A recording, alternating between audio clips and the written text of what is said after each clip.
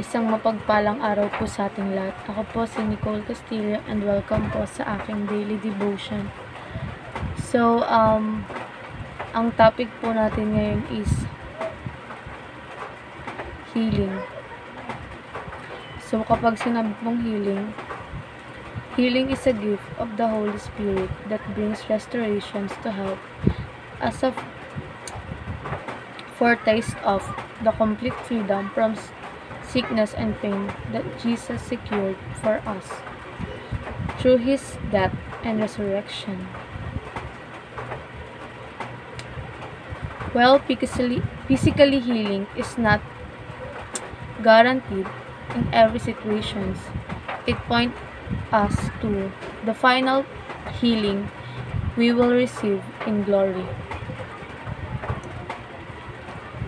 It reminds us that God cares for our whole being, body and spirit.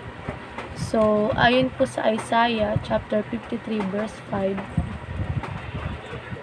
but He was pierced for our transgressions, He was crushed for our iniquities. The punishments that brought us peace was on Him, and by His wounds we are healed. So, ayon naman po sa kanyang, dumako naman po tayo sa ating katuruan. Sinasabi po dito na we need emotional and physically healing. So, kailangan daw po natin ng emotional at physical healing. So, minsan sa buhay, nasasaktan tayo. Puso man ito or physically nating pangangatawan, maaaring galing sa trauma, stress, sakit, o pagod. So, kailangan natin ng pahinga at kagalingan para makabangon at magpatuloy. So, next naman po is we need spiritual healing. So, kailangan din natin ng spiritual healing. So, kapag malayo na tayo sa Diyos, so parang may kulang sa puso natin.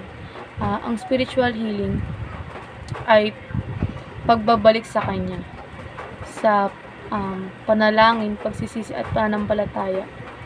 Ito natin maranasan ng tunay na kapayapaan.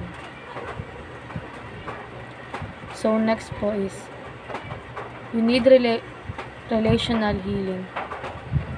So, kailangan din natin ng relational healing o pagkakaayos ng mga relasyon sa pamilya, kaibigan o kapwa. Minsan, nagkakaroon ng hindi pagkakaunawan o tampuhan. So, kailangan natin ng pagpapatawad at pakikipag-ayos para muling mabalik ang pagmamahalan at pagkakaibigan. So, dumako naman po tayo sa ating applications. Be an agent of healing. So, maging instrumento ka ng kagalingan. So, tulungan mo ang ibang taong nasasaktan. Makinig ka sa kanila. So, kumbaga, damahin mo sila. Minsan, simpleng presensya lang natin ay malaking tulong na. So, next is be a conduit of Christ. So, maging daluyan ka ng pag-ibig o kapangyarihan ni Kristo. So, yaan mo yung gamitin ka ng Diyos para may pakita sa iba ang kanyang pagmamahal, habag at kapatawaran sa pamuhay mo. Makita nila si Jesus. So, last naman po is be a peacemaker. So, maging tagapamagitan ka ng kapayapaan sa mga alitan o gulo. Huwag makisali sa kaguluhan. Sa halip, tumulong kang ayusin ito. Maging tulay ka para magkaayos ang mga nag-aaway. And ayun lang po, maraming salamat.